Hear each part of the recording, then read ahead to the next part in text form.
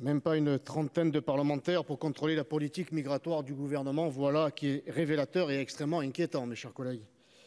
Monsieur le président, monsieur le ministre, monsieur le rapporteur, mes chers collègues, pour bien saisir la réalité de l'action gouvernementale, il faut se pencher sur son financement, les chiffres parlant bien plus que les mots. La mission immigration, asile et intégration est la parfaite illustration. Derrière les discours, la réalité immigrationniste pour 2023 du ministère de l'Intérieur, la voici, mes chers collègues. 2,7 milliards d'euros pour l'immigration, soit une hausse de 34% par rapport à l'an dernier. 34%. 1,3 milliard va à la politique de l'asile, soit 63% du budget. Un quart, soit 543 millions en faveur du volet intégration. Et seulement 8,5% de l'enveloppe est consacrée à la maîtrise des flux migratoires. Le dévoiement de l'asile, qui est passé en seulement 20 ans de 38 000 demandes par an à 135 000, constitue aujourd'hui une filière d'immigration clandestine de premier plan que vous refusez de combattre.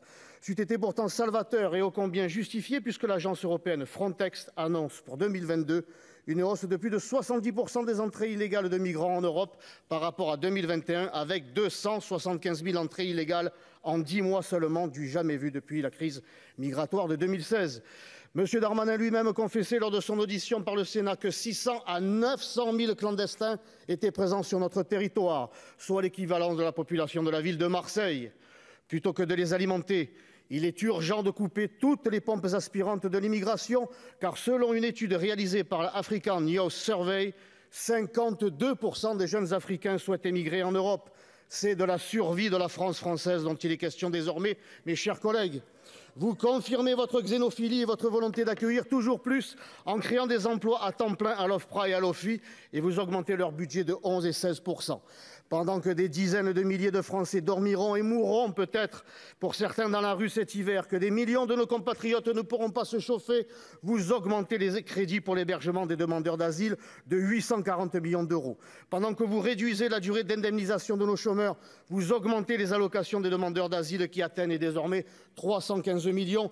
Pendant que nos administrations sont à l'os, vous accordez 103 millions à l'OFPRA. Pendant que vous réduisez le pouvoir d'achat des Français, chaque clandestin dans un centre de rétention nous coûte la bagatelle de 700 € par jour. Le coût total des CRA, dont vous voulez augmenter le nombre, s'élève à 830 000 € par jour, soit 350 millions d'euros par an. La sobriété, manifestement, ce n'est pas pour tous. De l'argent, il y en a.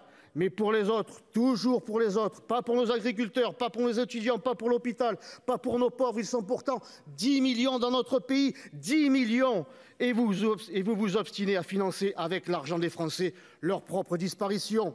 Il est grand temps de s'occuper de nos compatriotes d'abord en présentant un budget de non-immigration et une loi de remigration. Je ne voterai pas ce qui contribue de toute évidence au grand remplacement du peuple de France.